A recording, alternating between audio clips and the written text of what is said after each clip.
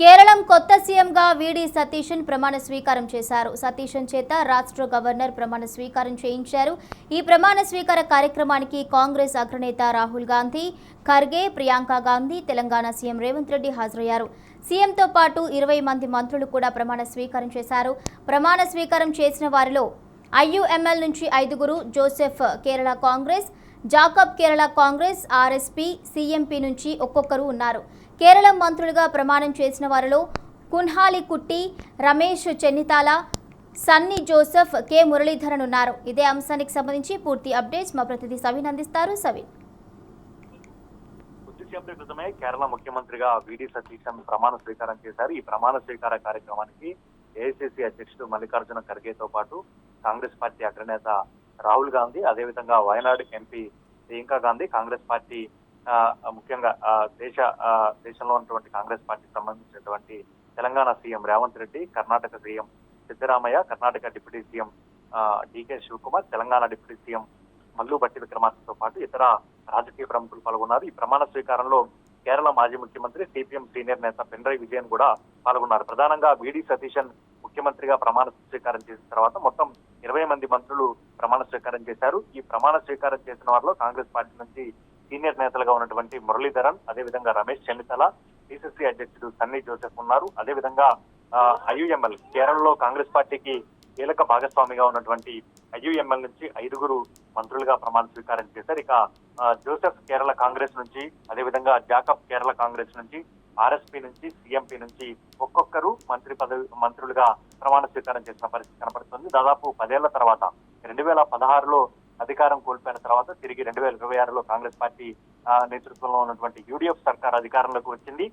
అధికారంలోకి రాగానే దాదాపు 10 రోజుల పాటు ముఖ్యమంత్రి అభ్యర్థిగా ఎవరిని ఎంపిక చేయాలని భావించిన తర్వాత సిఎల్పీ లీడర్ గా పనిచేసి మాస్ ఫాలోయింగ్, అదేవిధంగా కాంగ్రెస్ పార్టీ కార్యకర్తల్లో ప్రజాదరణ ఉన్నటువంటి వీడి సతీశన్ వైపుకు కాంగ్రెస్ పార్టీ అధిష్టానం మొగ్గు చూపింది.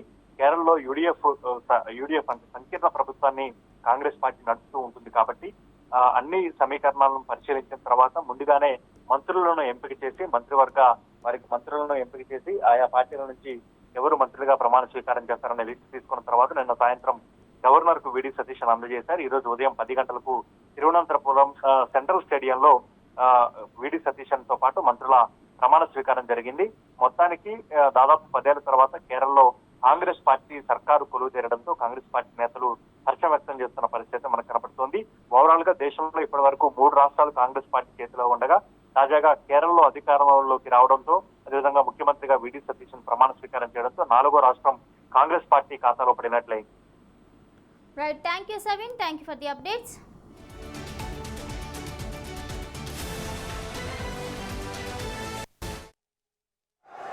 ഞാൻ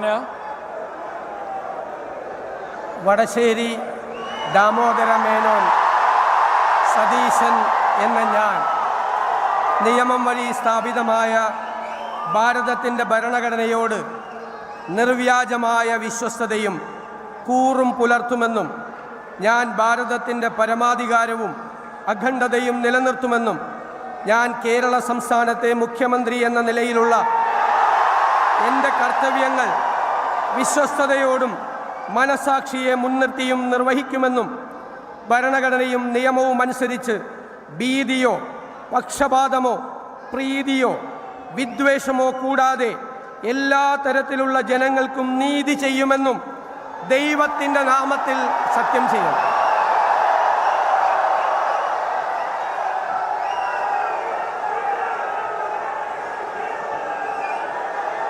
ഞാൻ വടശ്ശേരി ദാമോദര മേനോൻ സതീശൻ എന്ന ഞാൻ